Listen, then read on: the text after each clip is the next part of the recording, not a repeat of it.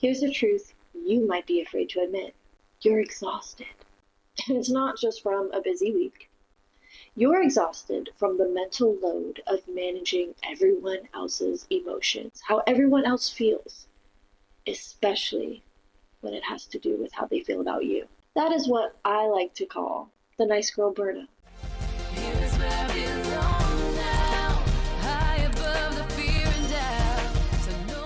You say yes when you mean no. You absorb everyone else's emotions. You edit yourself, mold yourself to be this person that is digestible, agreeable, easy to be around. And at the end of the day, what is there left for you? Nothing. Your confidence? It's not low. It's just buried under a mountain of everyone else's expectations. In this video, I'm going to be exposing the 3 hidden costs of this people-pleasing cycle. And then I'm going to give you a simple yet powerful tool I like to call the triple B, Bella's Boundary Blueprint, so you can reclaim your energy starting tomorrow. You guys might want to grab your notebooks for this. People-pleasing is not a personality trait. It is a survival strategy, okay? You learned it at a very young age. It kept you safe, avoided conflict, even got you some praise. But now as an adult, it's no longer useful. Now all it's doing is keeping you stuck. It's not protecting you like it used to when you were a child. In fact, it's kind of imprisoning you. We tend to confuse nice with good, but real goodness requires boundaries. Otherwise, you're not being nice. You're being compliant. And compliance is killing that beautiful spirit of yours. The first cost is your energy. So every yes you say when you need to say no just drains your battery. You're doing emotional labor that you don't get paid for. You're pre-solving problems that aren't even yours to solve, that honestly have nothing to do with you. Let's call this the mental tax. So right now, I'll ask you to name one thing that you agreed to this week out of guilt. Not because you wanted to, but you felt like you had to. You don't have to write it down. You don't have to even say it out loud. Just think it in your head. That's the tax. The second cost, which is much more expensive and much deeper, it's your identity. When you constantly mirror others, you lose your own reflection. You stop knowing what you like, what you want. Your opinions start to become the echoes of everyone around you. You lose your voice. You are no longer you. And this is where the real stuckness comes from. And this is exactly what the Identity Audit Workbook is for. It helps you find your voice again. It helps you clear out all the voices that are not yours. All the thoughts, all the desires, all the wants, all the feelings that are not true to you, it clears out. It helps you remember who you are so that you can have a better foundation to become the you you're meant to become. It's a guided process to reclaim what is yours. I'll link it below. Ooh, the third cost is resentment. And it builds gradually, but very, very powerful. You resent the people you're trying to please by giving them parts of yourself they never even asked for.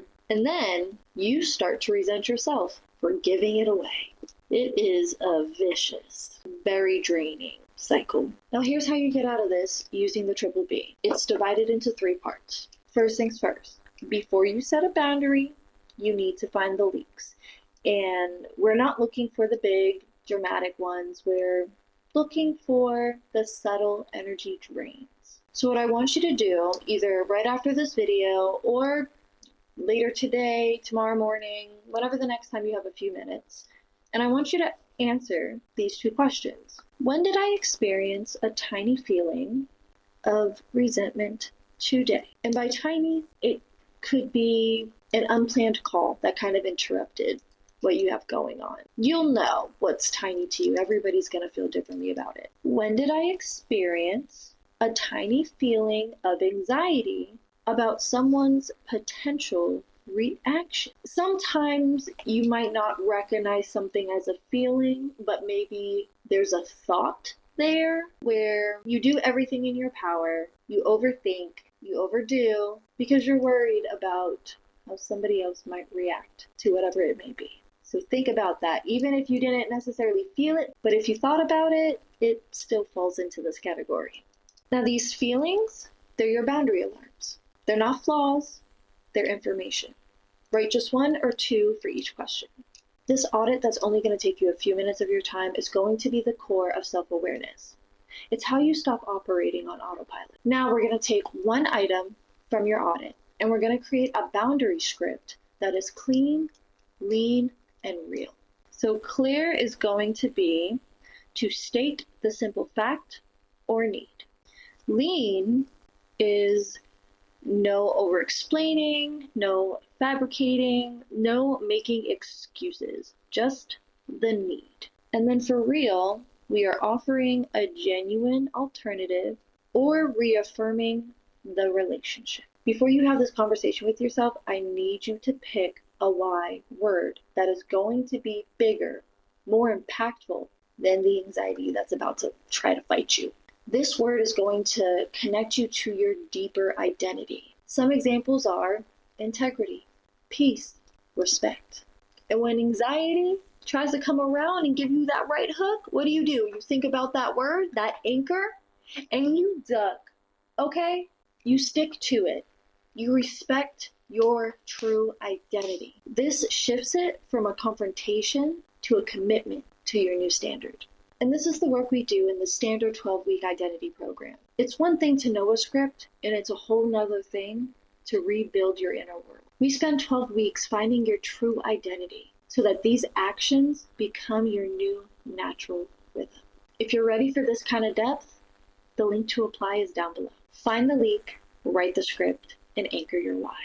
This is your new practice. It shifts you from compliance to clarity.